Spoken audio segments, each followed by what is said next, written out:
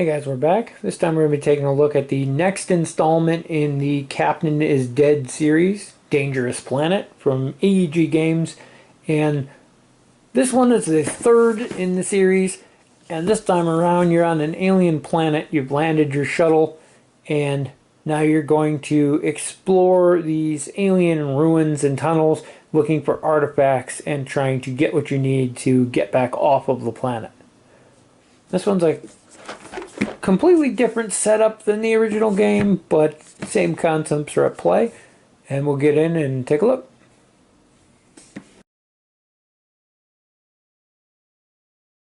So first thing we have is our book here, and I like their table of contents they've used in all of these where it actually says the number of each that you get. Makes it easier later on. They have a section about setup, and this is the part you'll notice that's quite different than the other, are the tunnel tiles that you're going to be exploring. The basic how the game works part is relatively the same, as well as the various roles. The skills, hand size, all that's really the same. The tunnel network is definitely the new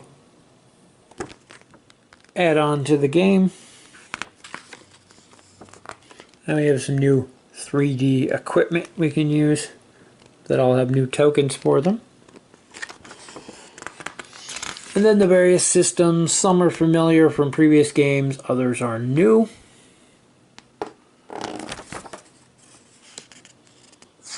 And they have examples of play in the back and some variant rules. Personally like the Koyashi Baru. And then a little cheat sheet on the back for turn sequence and reference charts. One of the major differences between this and the previous games is the board. This time around we have our locations and systems, most of which are based off the shuttle, are all up here. Shuttle crash site there, or landing site. And then your tracking over here for the artifacts. As with the previous versions of the games, we have all of our crew cards. And these are going to get randomly distributed in a color set basically to each player, and then they get to pick one of the members from that color. As with all the other ones, you have your initiative order up here, the amount of actions you get here, the hand size here, any free skills that you get here, and then an ability down here. Then we have our skill deck, and these all have the icon on there to designate they're from this expansion. As with the previous expansion, you have everything in here: the tactical, science, engineering, alien language, and command. And those are the skills you're going to be using to complete your various tasks. Just like with the previous games, you have your alert cards. There's yellow, orange, and red alert. These are going to get shuffled up and used throughout the game to have bad things happen. Then we have a relic deck. And these are the various things you're going to find while you're searching for relics. They basically take the place of the battle plans from the previous games. Then you have a bunch of these reference cards. They have turn sequence on one side and quick references of all the different items here on the other to help you remember throughout your game. We have cards for our various systems here: computers, internal sensors, external sensors, comm system, and teleporter, all familiar from previous versions of the game. They all have their list of what you need or how to use them. If they get disabled, on the back is the wait you need to repair them to get them back online. Then you have your pile of tools here. You got a couple pistols, a couple rifles, some grenades for a boat, a sensor pack, and a telepad. We've got the really nice upgraded player tokens with the acrylic, where they're actually cut to the shape of the various crewmen. And there's a ton of them to choose from. We've also got the same kind of 3D components for the devices. We have our zapper there, blaster there, and a railgun, as well as the stasis field, the force field, and a shock field. You have your hull markers for the shuttle, which go on these little locations here. You have an alien bug marker, which goes on here. Wish they were kind of colored, or at least had a rim on them so they were easier to see. And then you have your difficulty marker, which goes on this chart here. You can start at novice, normal, veteran, insane to designate your difficulty.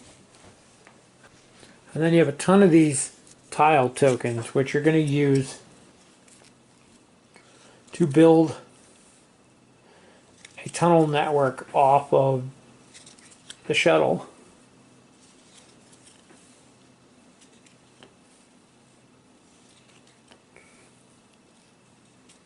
And these are going to go every which way.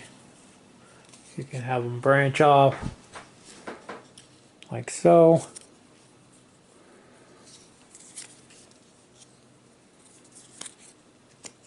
And there's some charts in the back of the book to show you suggested layouts and things like that for these. Or you can just make up your own.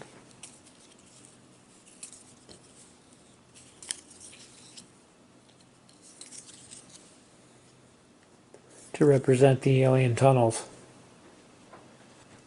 But eventually each of your tunnels is going to end with one of these. I kind of went off the screen here, but you're going to put them on the ends.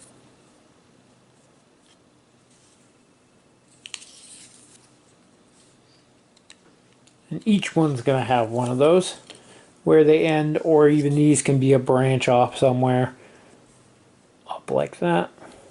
Just keep in mind though that the shorter the tunnels with more branches is going to make it more difficult. So you want long ones with less branches for easier game for your first few.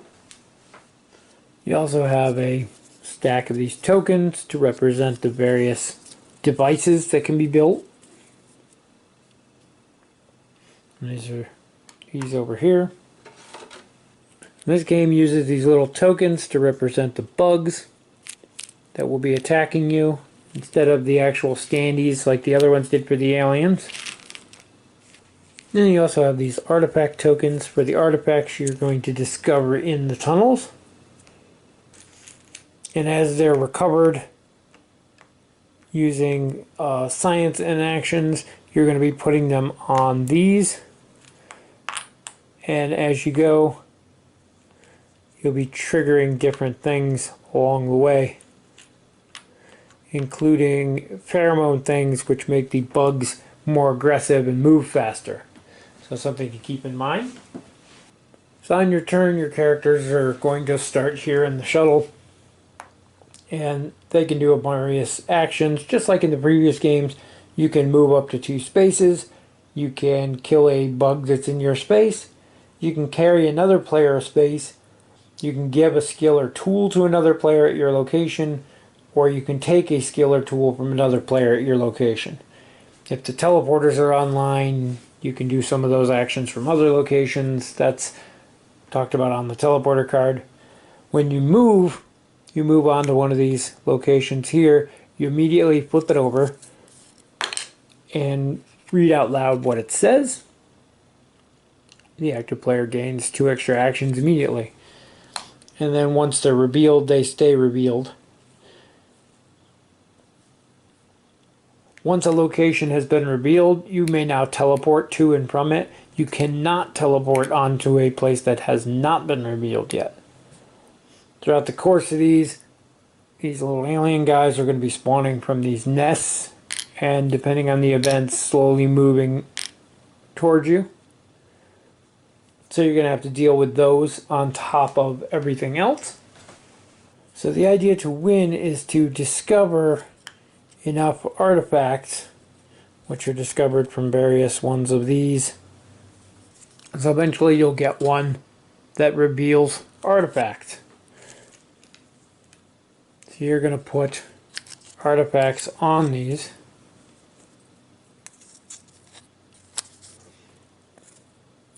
And they will be in the tunnels.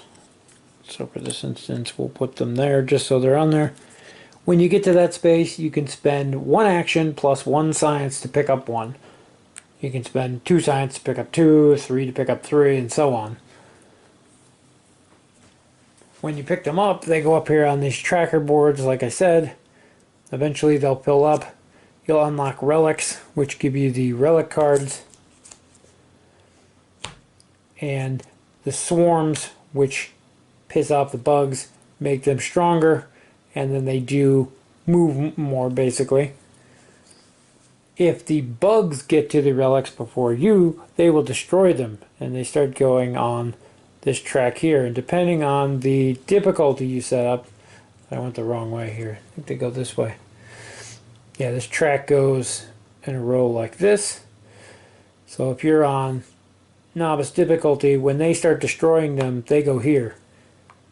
And if they destroy more than where your difficulty set, so in that case 4 on novice, you lose. The other way you can lose is if they make it to the shuttle, they will start damaging the shuttle, and you have 4 hit points basically on the shuttle. If they take all 4 points off of there, you will also lose. So the idea is to fill this track up to where you're going. So you're going to need 4, 5, 6, 7, 8, 9, 10, 11, 12, 13, 14, 15 minimum to win on novice. And higher if you want the higher difficulty levels. After you've done your movement, spent your actions and things, you go on to a couple other phases. First one is to activate any devices that are in play. And the devices have various things they can do, such as removing multiple bugs within a certain range. If the bugs actually damage them at all, the devices are destroyed with 1 hit. And since they're limited use, once they're gone for the rest of the game. So you have to really keep in mind where you want to deploy them and play it strategically. Then you're going to advance bugs that are in play based on their current level, how many spaces they move, how aggressive they are.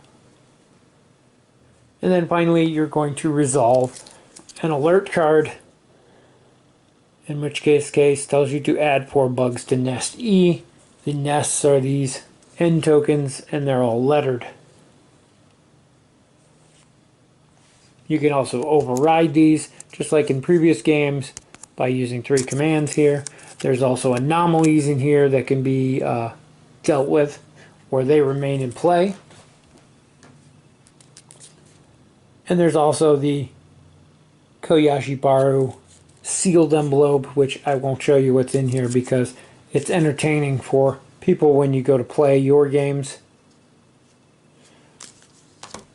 But that's pretty much it. Play rotates those same actions over and over, and the goal is to get what you need and get off the planet before the bugs overwhelm you.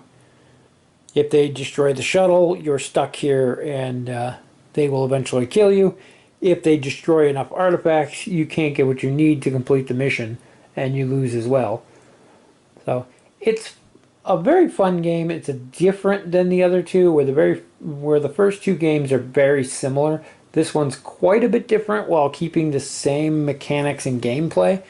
I really like the tunnel systems and how they're different every time, and the various different things that can pop up as you're going through. That's more artifacts. Let's see if we can find some here. Active player gains 2 actions, gains 2 skills, Add a bug to every location on this path with at least one bug. Resolve an alert now. Reveal a relic. So there's a variety of different things that can come up throughout the course of the paths, and it really changes up the way the game plays from time to time. So everything's different because mainly these can be completely different tunnels every time. Where in the other versions of the game, the board was static and it was just the events and things that came up that you had to deal with. The skills that came up were varied. Now it's the spaces, the board itself that changes, which adds a completely new twist to it. And I also like the fact that the bugs advance and slowly move along the board, where in the other games, for the most part, the aliens were static. In Lockdown, there was the wandering guard, but it's definitely a new and unique experience if you're a fan of the Captain is Dead series. The basic core mechanics are the same, so you're going to know how to play it, but it's going to be a different and unique experience compared to the other two games in the series. Overall, though, I really like it. I had a lot of fun with it, and it's definitely a challenge the first few times until you get a hang of how you're going to play the scenario out. I like that they gave you a bunch of pre-generated layouts for the tiles so that you don't have to try to make a nice balanced one yourself. You can use one of theirs. Once you've played a few games, then you can tinker around with other expansions. Like obviously you would never want one this small, or this here it's only 2 tiles, 3 tiles, but it gives you that option to customize, which I think is really cool. Anyway, that's going to wrap it up for our look at the Captain is Dead Dangerous Planet. Definitely a must-have if you're a fan of the series, and one of the better games in the series, I think. But anyway, as always, thank you guys for watching, and we'll see you in the next video.